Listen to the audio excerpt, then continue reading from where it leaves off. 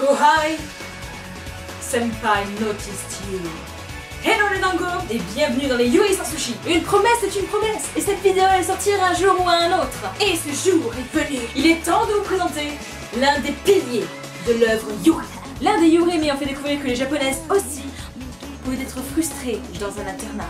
Et que faire des trucs à l'école était tout à fait courant. Messieurs, dames et poneys, voici Strawberry Panic. じゃあ、たまおちゃんはい。なんでしょう、なぎさちゃん。あの制服のサイズって個数だけじゃない。さっき全身測った意味は？ああ、あれですか？そう、体重とか股下とかアンダーバストとか、わざわざ測った意味はありますわ。なぎさちゃんのすべてのデータは、私の大切な宝物なのですから。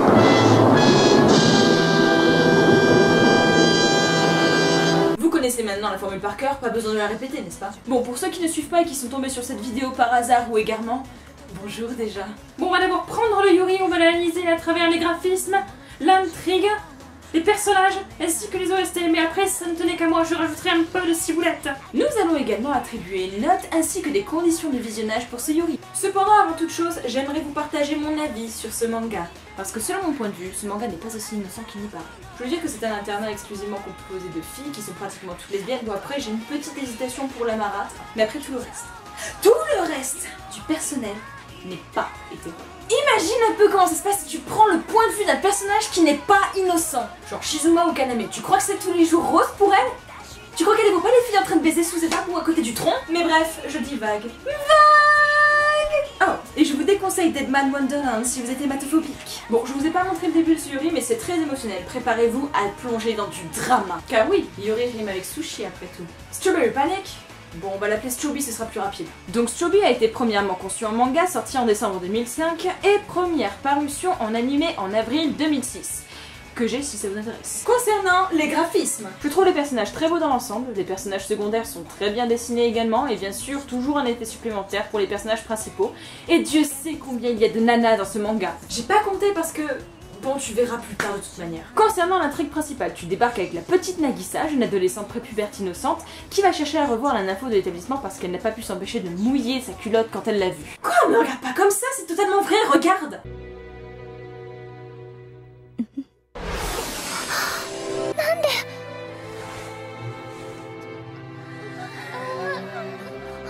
Elle va chercher à s'adapter à la vie et au règlement d'Astraea. Bon, par contre, elle fait péter les cours dès le premier jour et se fait défoncer par la marâtre pour être arrivée en retard à l'internat.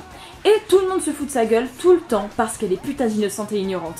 Tout comme nous au début de ce Yuri. Au passage, la marâtre a trop la classe. J'aurais tellement dû faire un cosplay d'elle pour passer pour une dominatrice sadomasochiste. Oh, petit détail hilarant, dans l'épisode 10, Nagisa tente de parler français et l'accent de ses filles est juste à pleurer de rire.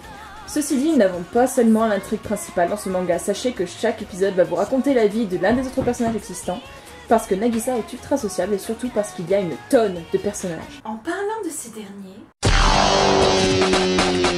Salut! C'est l'heure du Yuri Rap! Est-ce que vous êtes prête à toutes les nommer? Non?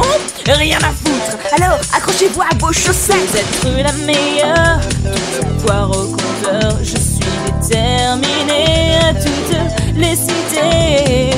Nagisa, Shizuma, Tamao, Miyuki, Shiyo, Hikari, Amane, Yaya, Kaname, Momomi, Tomori, Tsubumi, Shikaru, Kizunare, Mankagome! Récitez-les toutes! Récitez-les toutes!